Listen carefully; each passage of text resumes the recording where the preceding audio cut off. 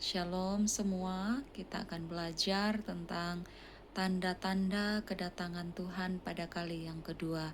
Firman Tuhan berkata bahwa tanda-tanda kedatangan Tuhan salah satunya adalah bangsa akan bangkit melawan bangsa. Dengan kata lain akan ada peperangan di mana-mana. Oleh karena itu, kita akan tahu apa yang diajarkan oleh Tuhan melalui renungan firman Tuhan yang luar biasa. Selamat mendengarkan, semoga kita semakin dikuatkan. Terakhir ini dunia mengalami goncangan karena krisis kesehatan melalui pandemi COVID. Lalu kemudian disusul juga dengan krisis ekonomi. Banyak negara-negara mulai mengalami inflasi. Ada negara yang ambruk karena gagal membayar hutang. Diperkeruh lagi karena peperangan antara Rusia dan Ukraina. Dan ini menyebabkan terutama Eropa mengalami kesulitan.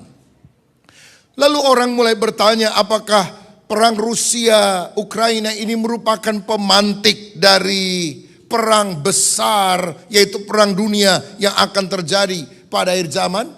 Sebab ketika negara-negara barat NATO membantu Ukraina, termasuk Amerika membantu Ukraina, lalu kemudian Rusia dibantu oleh China, perang dunia bisa meletus, saudara sekalian.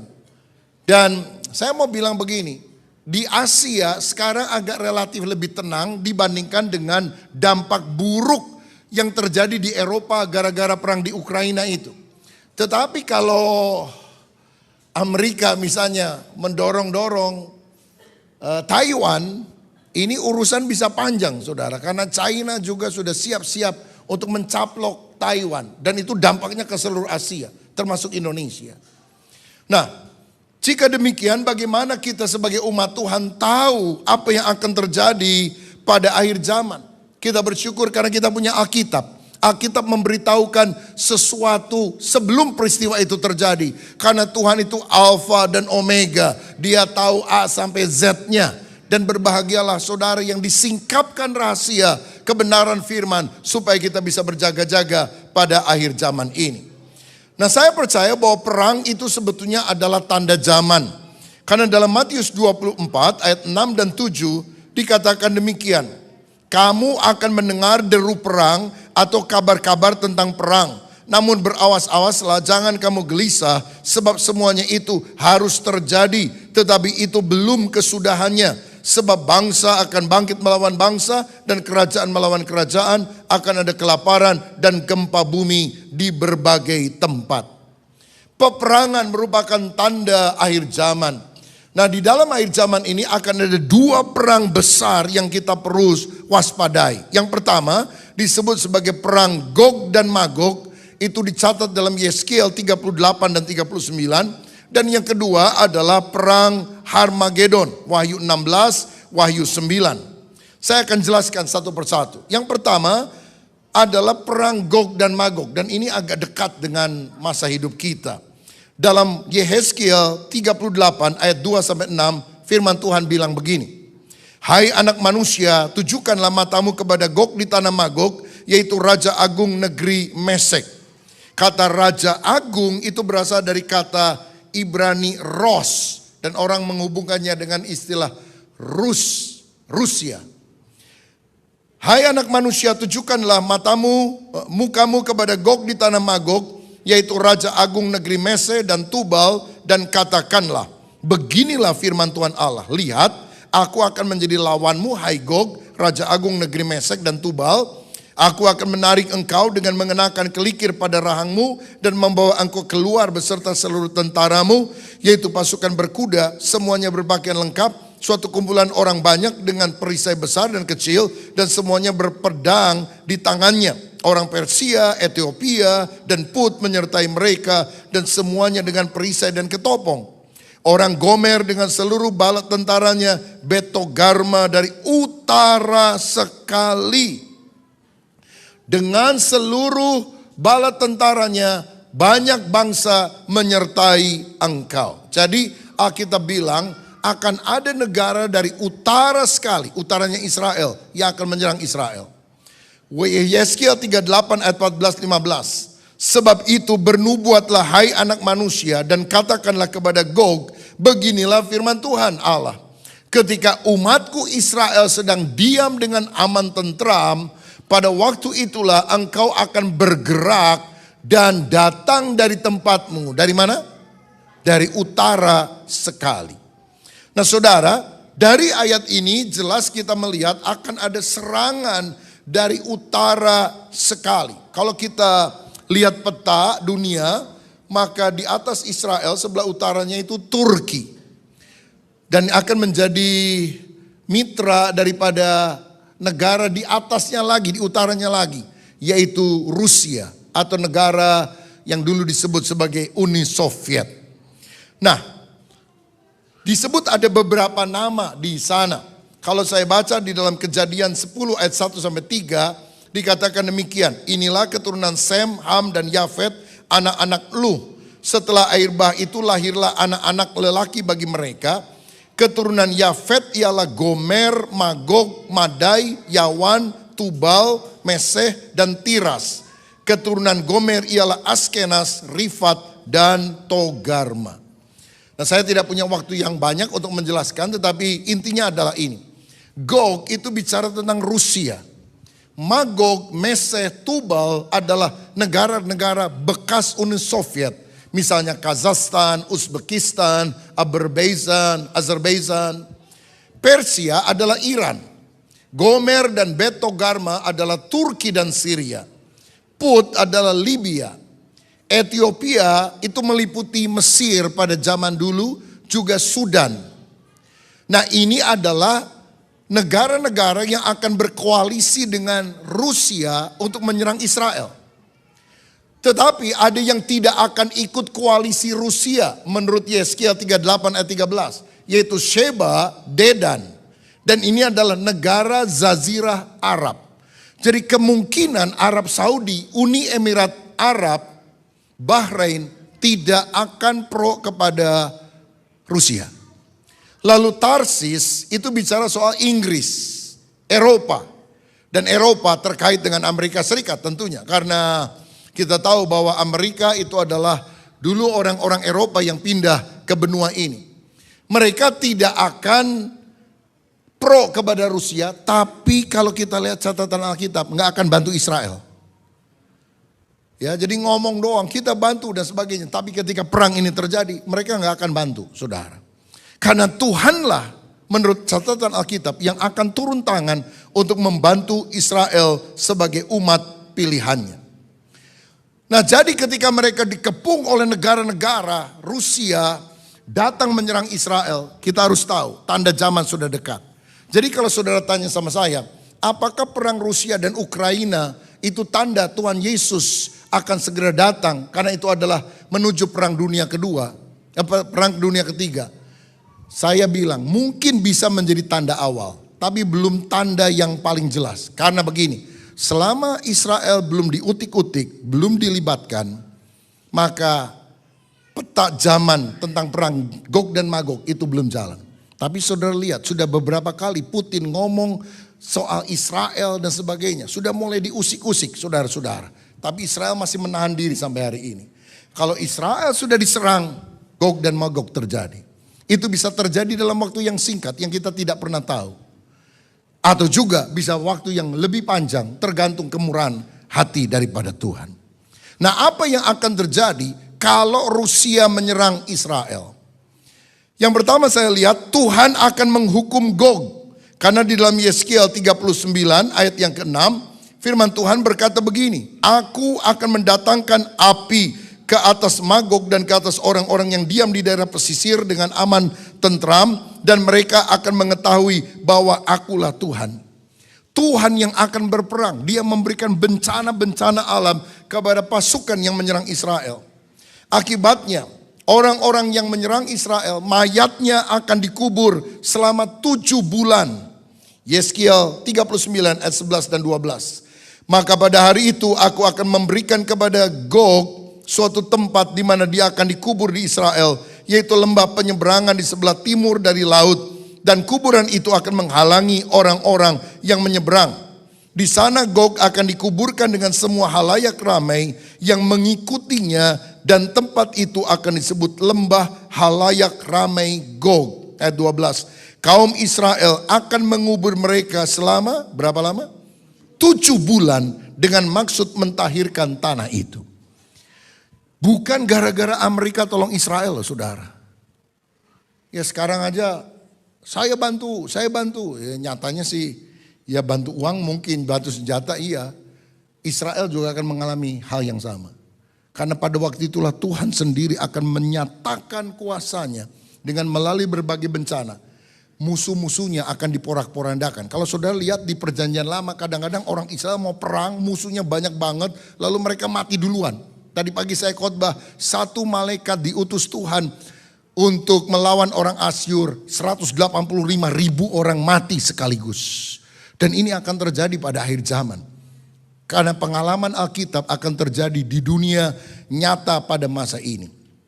Lalu kemudian senjata Gog akan dibakar selama 7 tahun. Yesaya 39 ayat 9. Dan yang diam di kota-kota Israel akan keluar dan menyalakan api serta membakar semua perlengkapan senjata Gog, yaitu perisai kecil dan besar, busur dan panah, tongkat pemukul dan tombak, dan mereka membakarnya selama 7 tahun. Orangnya dikubur 7 bulan, senjatanya dibakar 7 tahun. Ini akan terjadi dengan Rusia dan negara-negara yang menyerang Israel. Dan kemungkinan besar pada waktu itu akan terjadi pertobatan 144.000 orang Israel. Artinya semua orang-orang yang ditetapkan oleh Allah untuk menjadi umatnya akan diselamatkan. Karena bangsa Yahudi itu bangsa yang tegar tengkuk saudara. Karena itu perlu dihajar habis-habisan dulu. Kalau orang gak bisa diajar, dihajar. Jadi jangan keras hati loh saudara. Engkau diajar oleh Pak Lukas dengan firman, masih keras hati, dihajar sama Tuhan. Nah, itu yang akan terjadi dengan umat Yahudi. Akhirnya mereka bertobat karena mereka lihat, ternyata yang menolong mereka bukan Amerika. Ternyata yang menolong mereka adalah Yahweh, Allahnya Abraham, Ishak dan Yakub, yang juga adalah penolong kita yang kita kenal dalam nama Tuhan Yesus Kristus. Nah, berikutnya ada perang yang disebut Harmagedon. Wahyu 16 ayat 12 dan 16 bilang gini. Dan malaikat yang ke-6 menumpahkan cawannya ke atas sungai yang besar, sungai Efrat. Lalu keringlah airnya, supaya siaplah jalan bagi raja-raja yang datang dari sebelah mana? Timur. Lalu ia mengumpulkan mereka di tempat yang dalam bahasa Ibrani disebut Harmagedon. Jadi perang Gog dan Magog, utara dan selatan, Rusia dan juga negara-negara Afrika itu akan menjepit Israel. Tapi di kemudian hari ada perang kedua, yaitu barat, negara-negara barat dengan negara-negara timur akan menjepit Israel. Jadi kalau utara, selatan, barat dan timur ya perang dunia saudara. Jadi perang kedua ini adalah perang Harmagedon. Menariknya perang Harmagedon ini akan diawali dahulu dengan 7 tahun pemerintahan antikristus yang akan muncul di akhir zaman. Saya bacakan 1 Yohanes 2 ayat 18. Anak-anakku, waktu ini adalah waktu yang terakhir, dan seperti yang telah kamu dengar, seorang antikristus akan datang. Sekarang telah bangkit banyak antikristus, itulah tandanya bahwa waktu ini benar-benar adalah waktu yang terakhir. Daniel 9 ayat 27. Raja itu, antikris maksudnya, akan membuat perjanjian menjadi berat bagi banyak orang selama 1 kali 7 masa, artinya 7 tahun. Ini masa pemerintahan antikris. Pada pertengahan 7 masa itu, artinya 3,5 tahun, dia akan mengakhiri persembahan korban dan persembahan sajian. Dan di atas sayap kekejian akan datang pembinasaan sampai kesudahan yang telah ditetapkan akan menimpa pembinasa itu. Jadi sebelum perang Harmagedon akan terjadi satu pemerintahan selama 7 tahun. Kita nggak tahu namanya siapa, tapi Alkitab menjulukinya sebagai antikristus. Dan antikristus ini akan membuat perjanjian damai dengan Israel, supaya Israel bisa membangun kembali bait Allah. Saudara, kemungkinan antikris ini akan muncul dari negara Uni Eropa. Sekali lagi kemungkinan karena Alkitab menunjukkan dengan jelas ayat-ayatnya, tapi dalam konteks sekarang apa itu? Nah, di sini ada penafsiran. Dan kemungkinan itu dari Uni Eropa, di mana 10 negara bersama-sama di bekas kerajaan Romawi yang dahulu akan bergabung. Dan antikris akan mendukung Israel untuk mendirikan kembali bait suci, yang disebut sebagai bait suci yang ketiga. Nah saudara-saudara, saya perlu jelaskan sedikit. Bait Allah yang pertama itu didirikan oleh Salomo. Sangat megah dan bagus. Tapi kemudian dihancurkan oleh kerajaan Babilonia yang dipimpin Nebukadnezar pada tahun 586 sebelum Masehi. Kemudian Israel ditawan selama 70 tahun ke Babel. Tetapi atas pemerintahan Koresi dari kerajaan Media Persia yang mengalahkan Babel, mereka boleh balik kembali. Kita kenal Zerubabel, Nehemia, Esra balik kembali ke Yerusalem. Dan dia membangun kembali bait Allah yang sudah runtuh itu menjadi bait Allah yang kedua. Kecil, tidak bagus. Tapi kemudian hari Herodes untuk menarik simpati orang Yahudi memperluas tembok tersebut, memperluas bait sucinya. Dan sampai hari ini kita bisa lihat bait suci itu masih ada sisanya. Karena bait Allah yang paling besar itu dibangun oleh Herodes, lebih besar dari bait Allah Salomo. Tetapi kemudian tahun 70 Masehi dihancurkan oleh Jenderal Titus dari Roma, dan orang Yahudi terserak selama berabad-abad ke seluruh dunia. Sisanya itu disebut sebagai tembok ratapan, ya, yang di ujung sebelah kanan ini. Saya tahu beberapa di antara saudara baru kembali dari Israel, dan yang ke Israel pasti akan dapat insight yang lebih jelas soal ini. Ya, jadi orang-orang sekarang berdoa di sana. Tembok ratapan itu bukan bait Allahnya, itu adalah tembok luar yang dibangun oleh Herodes ketika bait Allah itu diperbesar, ya. Tembok ratapan ada di Israel. Saudara tahu ada satu tembok ratapan lagi di Paris. Dan biasanya tembok ratapan yang meratap adalah para pria. Karena ibu-ibu pergi ke toko Louis Vuitton, ke Hermes, maka suami meratap di pinggir tembok. Saudara sekalian. Haleluya.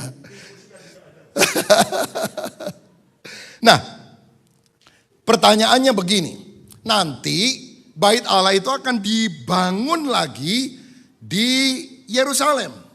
Posisinya di mana? Nah, sampai hari ini kebanyakan orang yakin bahwa itu akan dibangun di tempat Dome of the Rock, yaitu Masjid Kubah Emas. Karena dipercaya bahwa Abraham pernah mempersembahkan anaknya Ishak di tempat itu. Dipercaya juga oleh umat muslim bahwa Nabi Muhammad itu Isra dan Mi'raj, naik ke sorga dari batu tersebut, saudara. Jadi kemungkinan tempatnya akan ada di situ. Masalahnya kalau masjid diruntuhkan, diganti menjadi, bukan gereja ya, diganti oleh bait Allah. Apa enggak perang dunia ini? Dan ini akan menjadi masalah yang sangat besar. Namun saudara, walaupun pada tradisi Yahudi sampai hari ini percaya bahwa tembok itu atau bait Allah itu ada di Dome of the Rock, tapi menurut Alkitab dan penggalian arkeologi kalau kita selidiki dengan seksama, ternyata bait Allah itu ada di tempat pengirikan orang yang namanya Ornan, 2 Tawarikh 3:1, dan ada di atas mata air Gihon, 1 Raja-Raja 1 ayat 33. Masalahnya di Dome of the Rock itu tidak ada air yang mengalir. Hanya ada batu besar. Kenapa di bait Allah perlu ada air yang mengalir? Karena bait Allah itu kan tempat persembahan korban. Itu korbannya banyak sekali, darah di mana-mana. Kalau nggak ada mata airnya, gimana mereka punya kemampuan untuk membersihkan darah tersebut? Jadi di tempat itu dulu ada mata air. Nah, Yesus bilang tidak ada batu bertumbuk di sana karena dihancurkan. Dan kita lihat juga tidak ada mata air di sana. Sehingga beberapa kelompok mengatakan kemungkinan itu bukan di Dome of the Rock, tetapi di sampingnya, di samping kirinya. Jika itu benar, maka bisa jadi bait Allah akan dibangun di sebelahnya, bukan persis di Dome of the Rock. Dan kalau ini terjadi, mungkin akan lebih bisa diterima daripada bangunan masjidnya dihancurkan. Tapi mana yang lebih banyak percaya? Orang lebih banyak percaya di Dome of the Rock. Dan ini masih menjadi pergumulan, saudara, juga bagi orang-orang Yahudi yang ada di sana. Tapi izinkan saya bacakan Wahyu 11 ayat 1 dan 2 yang mungkin ada kaitan dengan hal ini. Dikatakan demikian. Kemudian diberikan kepadaku sebatang bulu seperti tongkat pengukur rupanya dengan kata-kata yang berikut. Bangunlah dan ukurlah bait suci Allah dan mesbah dan mereka yang beribadah di dalamnya. Ayat 2. Tetapi kecualikanlah pelataran bait suci yang di sebelah luarnya. Jangan engkau mengukurnya karena ia telah diberikan kepada bangsa-bangsa lain dan mereka akan menginjak kota suci 42 bulan lamanya, 3,5 tahun. Jadi rupanya kalau bait suci yang ketiga dibangun itu lebih kecil dari bait yang dibangun oleh Herodes. Karena pelatarannya itu tidak bisa dibangun, sudah diserahkan kepada bangsa lain. Saudara-saudara, jadi ini yang akan kita lihat pada hari-hari di depan kita. Nah, setelah 3,5 tahun, Antikris akan mengingkari perjanjian. Karena gini, Antikris memerintah 7 tahun. Dia bikin perjanjian damai dengan Israel. Kamu boleh bangun bait Allah. Tapi setelah bait Allahnya dibangun, pertengahan perjanjian itu dia batalkan. Karena Antikris minta dia yang disembah sebagai Tuhan. Dia akan menjadi penguasa dunia. Dan dia minta disembah sebagai Allah. Kalau tidak mau, maka orang-orang akan disiksa sampai mati. 2 Tesalonika 2 ayat 3-4. Janganlah kamu memberi dirimu disesatkan orang dengan cara yang bagaimanapun juga. Sebab sebelum hari itu haruslah datang dahulu murtad. Dan haruslah dinyatakan dahulu manusia durhaka yang harus binasa. Yaitu lawan yang meninggikan diri di atas segala yang disebut atau yang disembah sebagai Allah. Bahkan ia duduk di bait Allah dan mau menyatakan diri sebagai Allah. Dia akan masuk ke bait Allah dan dia bilang sembah aku karena aku adalah Allah. Dan tentu orang Yahudi tidak mau menyembah Antikris dan mereka akan dibantai. Nah, pada waktu itulah Israel akan diserang oleh bangsa dari timur. Jumlahnya 200 juta orang. Karena dalam Wahyu 9 ayat 15 dan 16 dikatakan, maka dilepaskannyalah keempat malaikat yang disiapkan bagi jam dan hari dan bulan dan tahun untuk membunuh sepertiga dari umat manusia. Dan jumlah tentara itu ialah 20.000 laksa pasukan berkuda. Aku mendengar jumlah mereka. Jadi berapa jumlah orang yang datang dari timur untuk menyerang Israel? 200 juta. Saya percaya China akan datang. Karena konflik persaingan Amerika, China sekarang juga makin hari makin meningkat, saudara. Dan China tidak akan pernah mau dikuasai oleh Amerika atau negara barat. Dan akan konflik itu terjadi. Pusatnya adalah Yerusalem. 200 juta orang akan datang. Kalau Cina nggak ikut perang, nggak mungkin bisa 200 juta. Negara mana yang bisa kirim 200 juta, saudara, kalau Cina nggak ikut serta? China, India kemungkinan akan berkoalisi. Kim Jong-un kelihatannya akan di sana, saudara-saudara. Ya, posisinya. Jepang barangkali, Korea Selatan atau apa, kita nggak tahu siapa komposisinya. Tapi negara-negara timur 200 juta akan menyerang Israel. Posisi Indonesia di mana? Tidak jelas. Kenapa? Dari dulu Indonesia non-blok, saudara-saudara. Ya. Bukan pro barat, bukan pro timur. Jadi negara bukan-bukan, begitu ya. Bukan barat, bukan timur, saudara sekalian. Jadi kita nggak tahu, jadi kita berdoa sajalah, saudara. Tapi ini petanya yang kita harus tahu. Setelah utara, Rusia, dan selatan, Afrika berkoalisi menjepit Israel, Tuhan hujani dengan bencana alam, hujan es, hujan batu dan sebagainya, orang-orang mati. Lalu kemudian timur dan barat akan menjepit Israel, rebutan, saudara-saudara.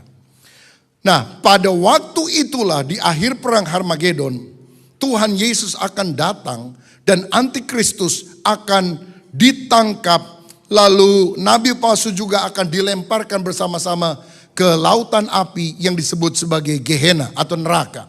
Wahyu 19 ayat 20. Maka tertangkaplah binatang itu dan bersama-sama dengan dia nabi palsu yang telah mengadakan tanda-tanda di depan matanya, dan dengan demikian ia menyesatkan mereka yang telah menerima tanda dari binatang itu dan yang telah menyembah patungnya. Keduanya dilemparkan hidup-hidup ke dalam lautan api yang menyala-nyala dengan belerang.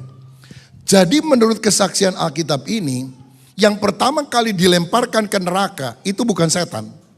Yang dilemparkan pertama ke neraka siapa? Antikris dan nabi palsu. Jadi terus terang saya pribadi dari hasil penggalian Alkitab tidak percaya kalau ada orang bilang saya pernah dapat penglihatan tentang neraka. Saya lihat di neraka ada Michael Jackson katanya. Ada siapa? Ada Paus bahkan berani ngomong gitu. Karena menurut kesaksian Alkitab yang pertama dimasukkan ke neraka adalah antikris dan nabi palsu. Setannya masih di mana? Ditangkap, dimasukkan dalam jurang maut, nanti akan dilepaskan sebentar. Iman kita harus berdasarkan firman, bukan berdasarkan penglihatan orang, saudara.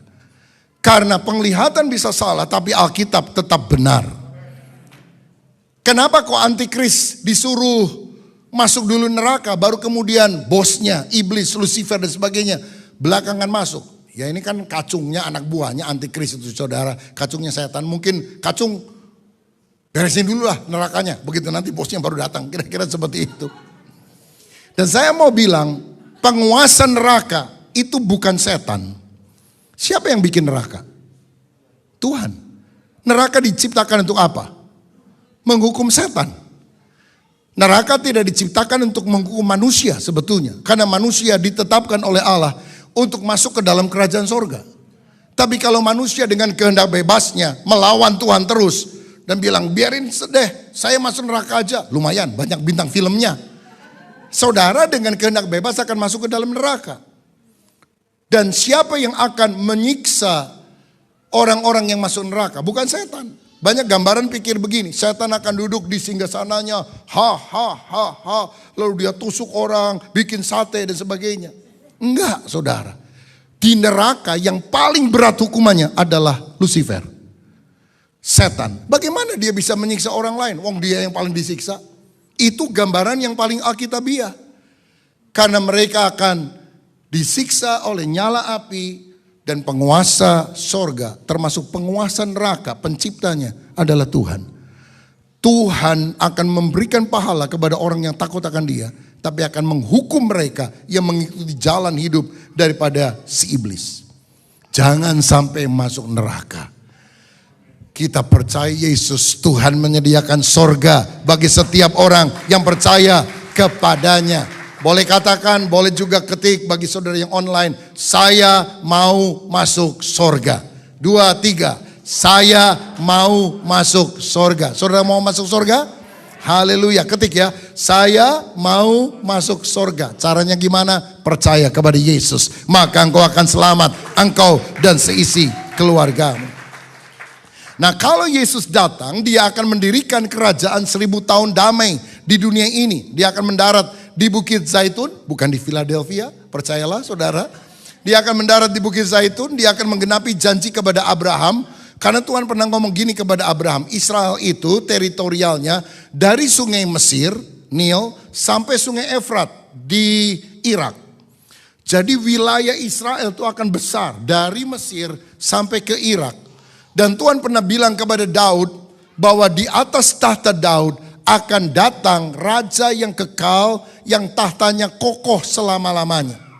Siapa keturunan Daud yang pernah jadi raja kekal? Nggak ada, semuanya mati. Kecuali nanti Yesus. Karena itu Yesus digelari sebagai anak Daud. Bukan sekedar keturunan Daud, tapi dia adalah Mesias yang akan datang. Jadi kalau saudara Natalan kadang nyanyi Malam Kudus kan, ada bait yang bilang begini, Kristus anak Daud, Kristus anak Daud. Itu bukan sekedar Yesus anaknya Daud, keturunannya Daud, tapi dia adalah keturunan kesekian dari Daud yang akan memerintah sebagai Mesias, raja yang kekal sampai selama-lamanya. Karena itu percayalah kepada dia. Ibu kotanya adalah Yerusalem, selanjutnya kerajaan 1000 tahun ini akan merger, akan bergabung dengan langit baru dan bumi baru. Karena langit dan bumi baru yang sekarang, yang lama ini akan lenyap, saudara sekalian. Dan Tuhan akan mengganti dengan langit baru dan bumi baru. Ibu kotanya adalah Yerusalem baru yang turun dari sorga. Kerajaan 1000 tahun bukan di sorga, di bumi. Ibu kotanya Yerusalem yang ada di Palestina. Tetapi nanti Yerusalem baru turun dari sorga ke bumi yang baru. Dan itulah kerajaan Allah yang kekal sampai selama-lamanya. Jadi siapkan diri karena ada 2 perang besar yang akan terjadi di depan kita. Yaitu pertama perang apa? Gog dan Magog. Utara, selatan menjepit Israel. Yang kedua adalah perang Harmagedon. Barat dan timur menjepit Israel. Antikris akan memerintah. Kita tidak menantikan antikris. Kita menantikan Kristus yang akan datang kembali. Menghancurkan seluruh pekerjaan antikris. Menghancurkan seluruh pekerjaan iblis. Sebagai penutup, konklusi saya 3 poin ini. Supaya saudara bisa mengaplikasikan dalam hidup. Pertama, belajar memahami nubuatan akhir zaman yang sudah dan belum digenapi. Sehingga kita yakin keakuratan Alkitab dan tidak diombang-ambingkan oleh berbagai angin pengajaran. Saudara mesti rajin baca Alkitab. Ini sudah akhir zaman, jadi perlu tahu petanya kemana. Kita perlu khotbah-khotbah yang membangun iman tentang Tuhan menjawab doa, Tuhan melakukan mujizat. Tentu itu sesuatu yang sangat penting untuk kebutuhan sehari-hari dalam pergumulan kita. Tapi pahami nubuatan Alkitab supaya kita tahu Alkitab itu akurat, benar. Apa yang Tuhan katakan tidak mungkin meleset. Kalau Tuhan sudah menggenapi peristiwa-peristiwa yang Dia tulis pada masa lalu, yang belum digenapi akan segera digenapi. Nggak lama lagi semua nubuatan Alkitab akan mencapai penggenapannya. Yang kedua, persiapkan diri karena kedatangan Tuhan sudah semakin dekat. Mari kita tinggalkan perkara duniawi. Hidup berjaga-jaga seperti 5 gadis bijaksana yang menyiapkan pelita dan minyaknya. Minyak urapan Roh Kudus harus selalu ada dalam hidup kita. Ayo berkobar-kobar bagi Tuhan. Saya mau bilang, sehabis pandemi ini, ada banyak orang-orang yang kemudian meninggalkan pelayanan. Sudah tidak datang lagi ke rumah Tuhan. Saya tahu ada alasan tertentu, mungkin karena kesehatan dan sebagainya. Tapi kalau engkau menjadi malas, rohmu tidak berkobar-kobar, rohmu tidak menyala-nyala. Saudara hati-hati, kedatangan Tuhan sudah sangat singkat. Ayo kita sungguh-sungguh lagi berkobar-kobar untuk kemuliaan nama Tuhan. Mengapa kerja bisa, makan di restoran bisa, ke gereja masih banyak alasan. Rohmu yang padam, saudara. Ayo datang menyembah Tuhan karena waktunya sudah semakin singkat. Ibadah online perlu dilakukan, tapi ibadah onsite juga punya dimensi yang tidak bisa dipenuhi hanya dengan ibadah online saja. Keduanya harus saling melengkapi satu dengan yang lain. Yang ketiga, yang terakhir, perbanyak doa agar masa anugerah keselamatan masih diberikan dan kita makin giat untuk memberitakan Injil. Aduh, gimana ya? Tuhan mau datang. Ini izin tinggal saya di Amerika Serikat belum keluar ini. Duit belum banyak, rumah belum ada, anak belum kawin. Saudara, Tuhan gak nunggu anak saudara kawin dulu baru Dia datang. Karena agendanya tidak ditentukan oleh rencana kita, tapi rencana Dia. Jadi kita bekerja harus dengan rajin, punya visi ke depan dan sebagainya. Tapi hati harus selalu berjaga. Karena Tuhan bisa datang kapan saja. Yang penting kita siap sedia. Dan berdoa. Saya suka doa gini, Tuhan kalau boleh berikan anugerah-Mu. Sehingga kami masih punya masa untuk memberitakan Injil. Supaya orang-orang yang belum percaya diselamatkan. Doanya jangan gini, Tuhan tolong berikan masa anugerah agar aku bisa kawin lagi. Wah, enggak boleh saudara sekalian. Agar aku punya uang yang lebih banyak. Bukan itu tujuannya. Agar aku bisa memenangkan lebih banyak jiwa untuk kemuliaan nama Tuhan. Sehingga masa yang sisa kita gunakan hanya untuk kemuliaan nama Tuhan Yesus Kristus. Ini doa saya, saudara bisa dicelikan tentang apa yang akan terjadi di depan kita. Dan kita berjaga-jaga sampai Maranatha, ya Tuhan datanglah dengan segera. Amin. Tuhan Yesus memberkati. Haleluya. Amsal pasal 29. Siapa bersih tegang leher, walaupun telah mendapat teguran, akan sekonyong-konyong diremukkan tanpa dapat dipulihkan lagi. Jika orang benar bertambah, bersukacitalah rakyat. Tetapi jika orang fasik memerintah, berkeluh kesahlah rakyat. Orang yang mencintai hikmat, menggembirakan ayahnya. Tetapi siapa yang bergaul dengan pelacur, memboroskan harta. Dengan keadilan, seorang raja menegakkan negerinya. Tetapi orang yang memungut banyak pajak, meruntuhkannya. Orang yang menjilat sesamanya, membentangkan jerat di depan kakinya. Orang yang jahat terjerat oleh pelanggarannya. Tetapi orang benar akan bersorak dan bersukacita. Orang benar mengetahui hak orang lemah, tetapi orang fasik tidak mengertinya. Pencemooh mengacaukan kota, tetapi orang bijak meredakan amarah. Jika orang bijak berperkara dengan orang bodoh ini mengamuk dan tertawa, sehingga tak ada ketenangan. Orang yang haus akan darah membenci orang saleh, tetapi orang yang jujur mencari keselamatannya. Orang bebal melampiaskan seluruh amarahnya, tetapi orang bijak akhirnya meredakannya. Kalau pemerintah memperhatikan kebohongan, semua pegawainya menjadi fasik. Si miskin dan si penindas bertemu, dan Tuhan membuat mata kedua orang itu bersinar. Raja yang menghakimi orang lemah dengan adil, tahtanya tetap kokoh untuk selama-lamanya. Tongkat dan teguran mendatangkan hikmat, tetapi anak yang dibiarkan mempermalukan ibunya. Jika orang fasik bertambah, bertambahlah pula pelanggaran, tetapi orang benar akan melihat keruntuhan mereka. Didiklah anakmu, maka ia akan memberikan ketentraman kepadamu dan mendatangkan sukacita kepadamu. Bila tidak ada wahyu, menjadi liarlah rakyat. Berbagailah orang yang berpegang pada hukum. Dengan kata-kata saja seorang hamba tidak dapat diajari, sebab walaupun ia mengerti, namun ia tidak mengindahkannya. Kau lihat orang yang cepat dengan kata-katanya. Harapan lebih banyak bagi orang bebal daripada bagi orang itu.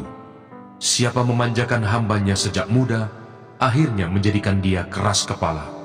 Si pemarah menimbulkan pertengkaran, dan orang yang lekas gusar banyak pelanggarannya. Keangkuhan merendahkan orang, tetapi orang yang rendah hati menerima pujian. Siapa menerima bagian dari pencuri, membenci dirinya. Didengarnya kutuk, tetapi tidak diberitahukannya. Takut kepada orang mendatangkan jerat, tetapi siapa percaya kepada Tuhan, dilindungi. Banyak orang mencari muka pada pemerintah, tetapi dari Tuhan orang menerima keadilan. Orang bodoh adalah kekejian bagi orang benar. Orang yang jujur jalannya adalah kekejian bagi orang fasik. Amsal pasal 30. Perkataan-perkataan Agur bin Yake. Perkataan Agur bin Yake dari Masa. Tutur kata orang itu, aku berlelah-lelah ya Allah, aku berlelah-lelah sampai habis tenagaku, sebab aku ini lebih bodoh daripada orang lain. Pengertian manusia tidak ada padaku, juga tidak kupelajari hikmat, sehingga tidak dapat kukenal yang Maha Kudus. Siapakah yang naik ke surga lalu turun? Siapakah yang telah mengumpulkan angin dalam genggamnya? Siapakah yang telah membungkus air dengan kain? Siapakah yang telah menetapkan segala ujung bumi? Siapa namanya dan siapa nama anaknya? Engkau tentu tahu. Semua firman Allah adalah murni. Ia adalah perisai bagi orang-orang yang berlindung padanya. Jangan menambahi firman-Nya, supaya engkau tidak ditegurnya dan dianggap pendusta. Dua hal aku mohon kepadamu, jangan itu kau tolak sebelum aku mati, yakni, jauhkanlah daripadaku kecurangan dan kebohongan. Jangan berikan kepadaku kemiskinan atau kekayaan. Biarkanlah aku menikmati makanan yang menjadi bagianku, supaya kalau aku kenyang, aku tidak menyangkalmu dan berkata, siapa Tuhan itu? Atau kalau aku miskin, aku mencuri dan mencemarkan nama Allahku. Jangan mencerca seorang hamba pada tuannya, supaya jangan ia mengutuki engkau, dan engkau harus menanggung kesalahan itu. Ada keturunan yang mengutuki ayahnya, dan tidak memberkati ibunya. Ada keturunan yang menganggap dirinya tahir, tetapi belum dibasuh dari kotorannya sendiri. Ada keturunan yang berpandangan angkuh, yang terangkat kelopak matanya. Ada keturunan yang giginya adalah pedang, yang gigi geliginya adalah pisau, untuk memakan habis dari bumi orang-orang yang tertindas, orang-orang yang miskin di antara manusia. Si lintah mempunyai 2 anak perempuan, untukku dan untukku. Ada 3 hal yang tak akan kenyang, ada 4 hal yang tak pernah berkata cukup. Dunia, orang mati, dan rahim yang mandul, dan bumi yang tidak pernah puas dengan air, dan api yang tidak pernah berkata cukup. Mata yang mengolok-olok ayah dan enggan mendengarkan ibu akan dipatuk gagak lembah dan dimakan anak Raja Wali. Ada 3 hal yang mengherankan aku, bahkan ada 4 hal yang tidak ku mengerti. Jalan Raja Wali di udara, jalan ular di atas cadas, jalan kapal di tengah-tengah laut, dan jalan seorang laki-laki dengan seorang gadis. Inilah jalan perempuan yang berzina. Ia makan, lalu menyeka mulutnya dan berkata, "Aku tidak berbuat jahat." Karena 3 hal bumi gemetar, bahkan karena 4 hal ia tidak dapat tahan.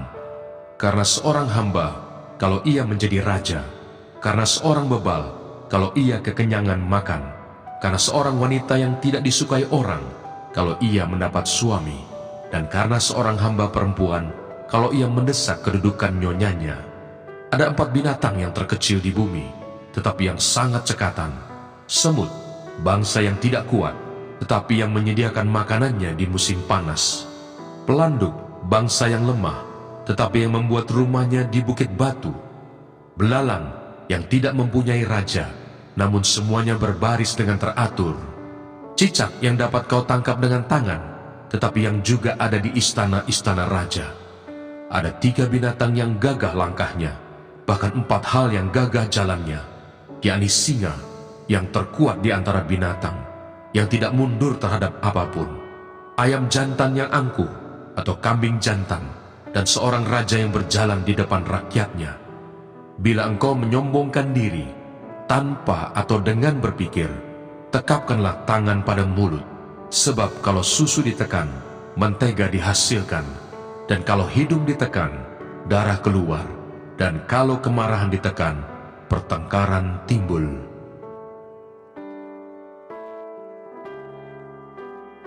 Amsal pasal 31. Amsal-amsal untuk Lemuel dari ibunya. Inilah perkataan Lemuel, Raja Masa, yang diajarkan ibunya kepadanya.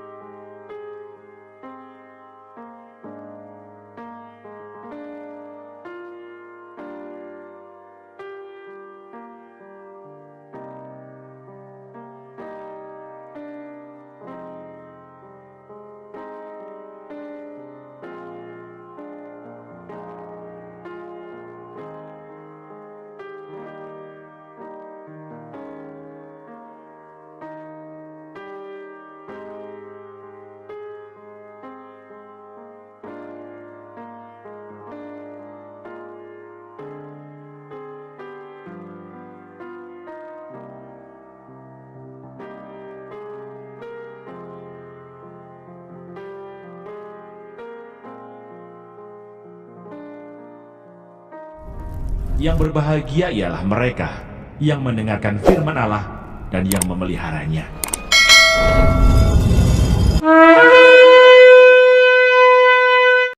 Semoga renungan firman Tuhan ini menjadi berkat bagi kita semua untuk kita mempersiapkan hidup, mempersiapkan hati, menyongsong kedatangan Tuhan pada kali yang kedua. Tetap kuat di dalam Tuhan, Tuhan Yesus memberkati.